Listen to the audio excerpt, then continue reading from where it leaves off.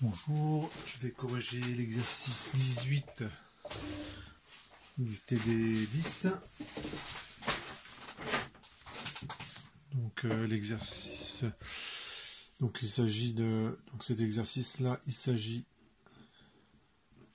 d'étudier le mouvement d'une masse qui sur un axe qui tourne et on rajoute un ressort. Donc le schéma est le suivant. X. Et puis on a un axe comme ceci, et cet axe-là, que je dessine en violet là, il tourne à la vitesse angulaire oméga, donc θ, cet angle-là, c'est oméga fois t.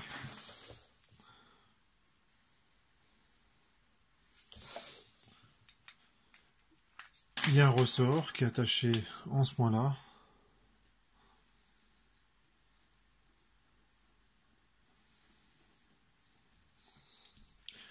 Et on rajoute une masse, voilà. On va dire une sorte d'anneau là qui peut se déplacer suivant l'axe, cet axe en violet là, et sans frottement. Les vecteurs de la base, c'est E de R qui est comme ça.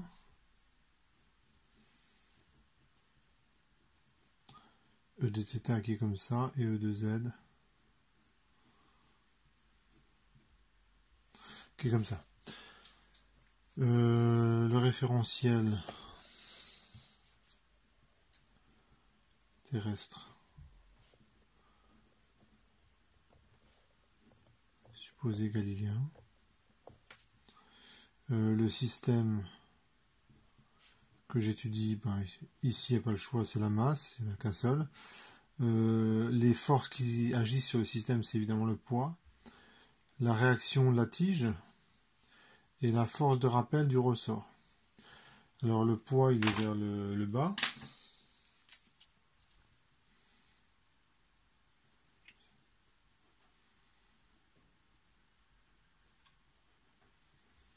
Il est comme ceci. La réaction de la tige, elle est perpendiculaire à la tige. Ça veut dire qu'il n'y a pas de frottement. Alors, je vais la représenter comme ceci.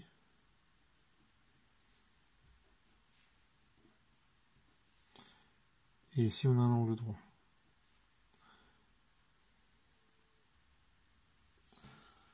Ça veut dire que voilà, ça donne ce schéma-là, donc l'angle droit, et il n'y a qu'une projection, il n'y a qu'une coordonnée suivant Rθ et une coordonnée suivant R2Z.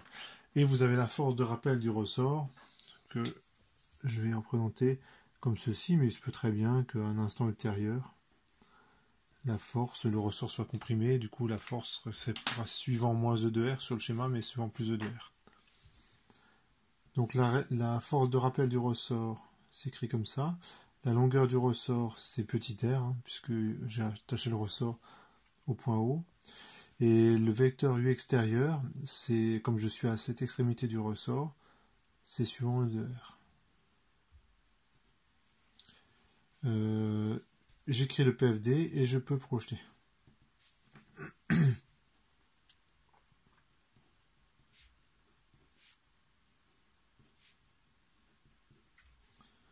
Et je projette en coordonnées cylindriques tous ces vecteurs.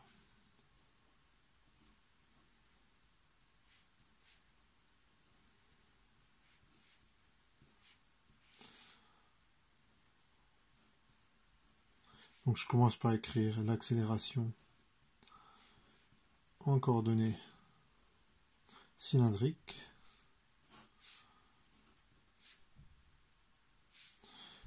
Et ça c'est égal. Alors suivant E de R, commençons par le poids. Donc le poids, on voit qu'il n'a qu'une coordonnée suivant Z. Et c'est moins mg. Il suffit de regarder le schéma. Le poids est vers le bas et l'axe Z est vers le haut. Suivant Eθ, il y a... Oui, j'oubliais, il y a aussi R de Z. Donc R de Z, c'est la composante du vecteur R suivant Z. Suivant θ, j'ai uniquement Rθ.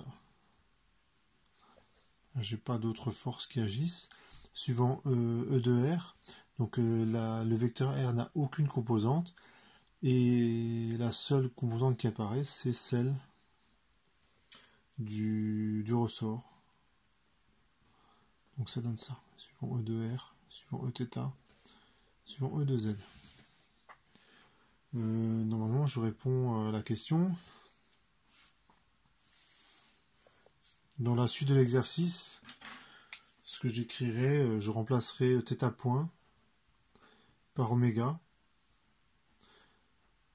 Et comme oméga il est constant, θ seconde, ça vaut 0.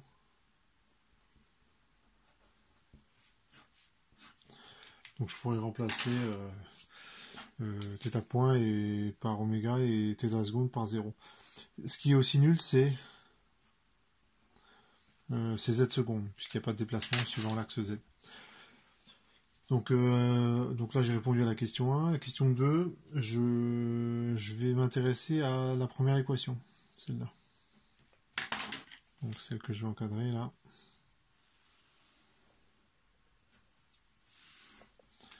Parce qu'en fait c'est mon équation différentielle.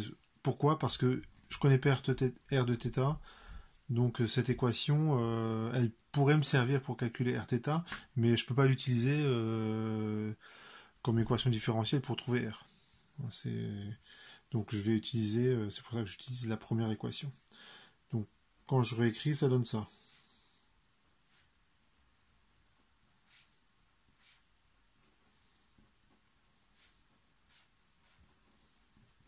Donc une petite réécriture. Et finalement,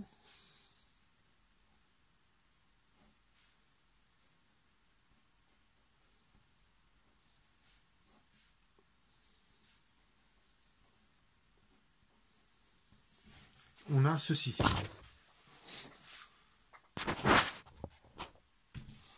On a ceci. Et quand on voit une équation comme ça, en fait, il y a deux options. Soit ce terme-là, il est positif, donc ce terme que j'encadre là, soit il est positif. Et dans ce cas, on reconnaît l'équation d'un oscillateur harmonique, et puis ça aussi. Soit ce terme-là, que j'encadre en vert, il est négatif, et dans ce cas, quand je fais la résolution de l'équadif, j'ai une exponentielle décroissante et une exponentielle croissante. Donc le premier cas, c'est si oméga est petit devant racine de k sur m. Si je fais ça, ce terme il est positif, et je peux poser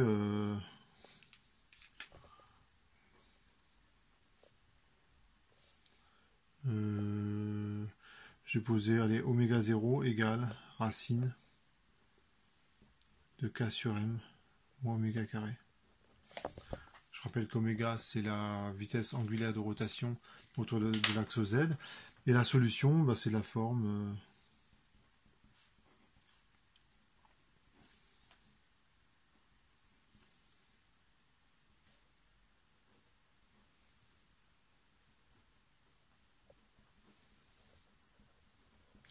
plus la solution particulière, donc qui est une solution constante. Bah, je l'écrirai tout à l'heure, hein, c'est pas très difficile. Donc ça, c'est si oméga est plus petit que racine de k sur m. Donc là, il n'y a pas de problème particulier. Le ressort, il n'est pas spécialement étiré, donc tout va bien. L'autre solution, c'est si oméga est plus petit que racine de k sur m. C'est-à-dire que la tige, elle se met à tourner très vite. Hein, donc pensez aux centrifugeuses pour l'entraînement des astronautes ou je ne sais quoi, la force qui va vous plaquer vers l'extérieur du virage peut devenir très importante, et en fait elle va être responsable du fait que la masse, dans ce cas-là, elle s'en va à l'infini. Alors en vrai c'est pas possible parce que le ressort, vous ne pouvez pas tirer dessus indéfiniment, il va se déformer. Donc je ne vais pas poser oméga 0, mais je vais poser 1 sur taux égale racine de oméga carré moins k sur m. Donc quand je fais ça, je peux écrire l'équation caractéristique. Ça ferait R seconde moins R sur taux carré égale le second membre. Et dans ce cas, les solutions, c'est de la forme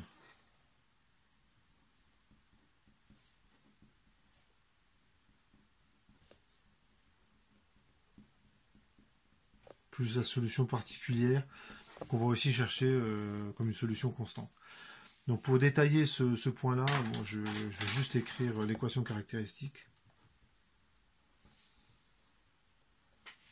hein, pour que vous soyez convaincus. Dans ce cas-là, je vais prendre comme la variable c'est petit r, donc je vais modifier un peu les notations. Donc l'équation caractéristique c'est x carré moins 1 sur taux carré égale à 0. Donc si on regarde, r seconde ça donne x au carré. R, donc c'est quand je le transpose en équation caractéristique ça fait 1. Et ce truc là je l'ai appelé moins 1 sur taux carré. Et quand je fais ça, ben les solutions c'est x égale plus 1 sur taux ou x égale moins 1 sur taux. Et bien sûr, quand j'écris ça, les solutions, c'est de la forme a exponentielle x fois taux. X fois t.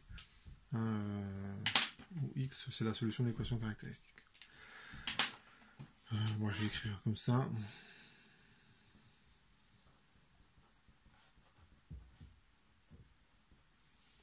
Voilà, c'est une petite parenthèse pour la résolution. Donc ça, c'est le deuxième cas, si oméga. Et là, évidemment, ça, c'est pas possible, ça. Parce que votre ressort, vous ne pouvez pas tirer dessus indéfiniment. Hein. Vous avez quand même un terme exponentiel qui tend vers l'infini, et ça va pas. Donc ça répond à la question 2. Hein, et donc le oméga max dont il parle, en fait, c'est rien d'autre que racine de k sur m. Hein, le oméga max est racine de k sur m. Si oméga supérieur à oméga max, la masse s'en va à l'infini.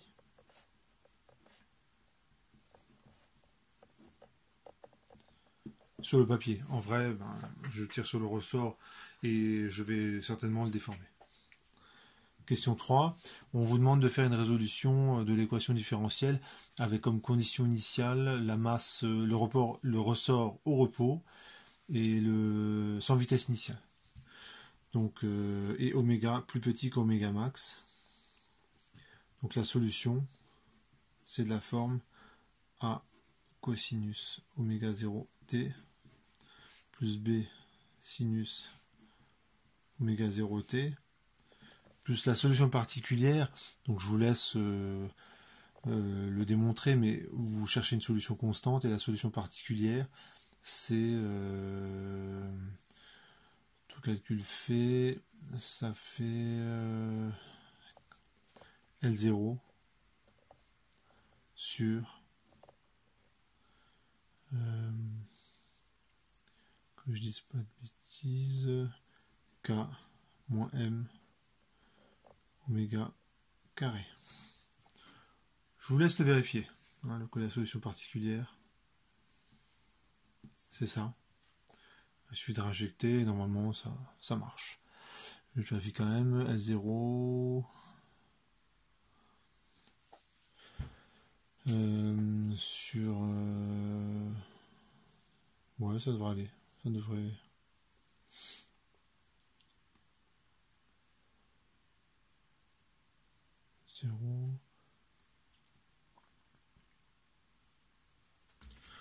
Donc, ah non.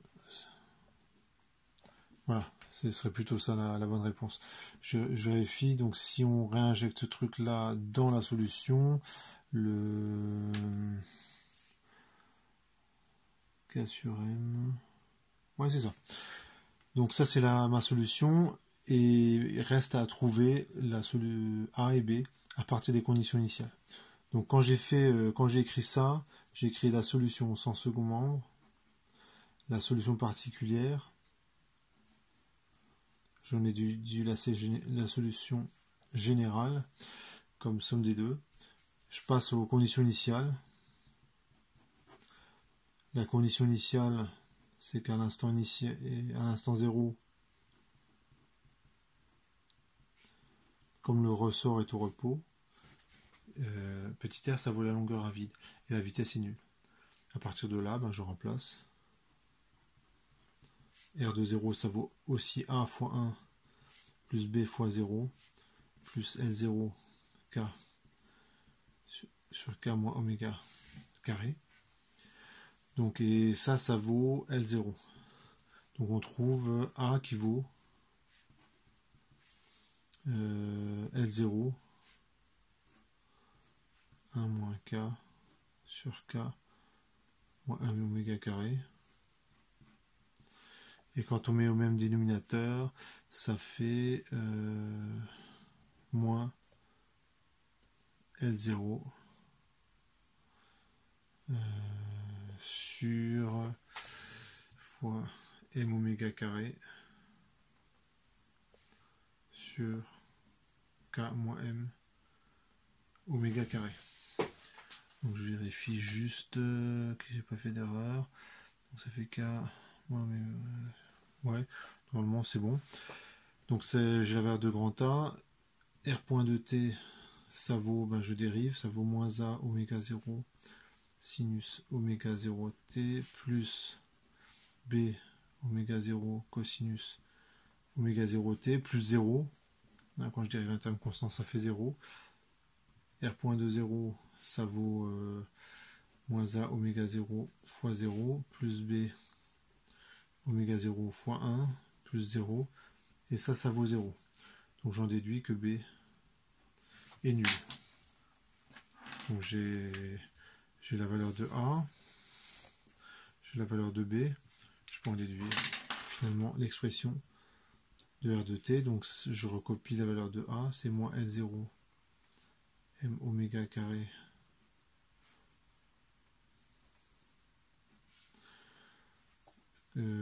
cosinus oméga 0 T plus L0 K sur K moins M oméga carré.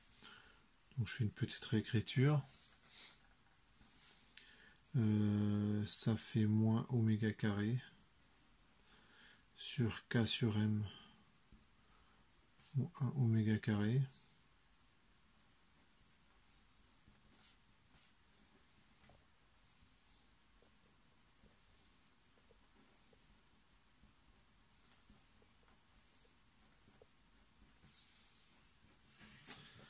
ça fait ceci.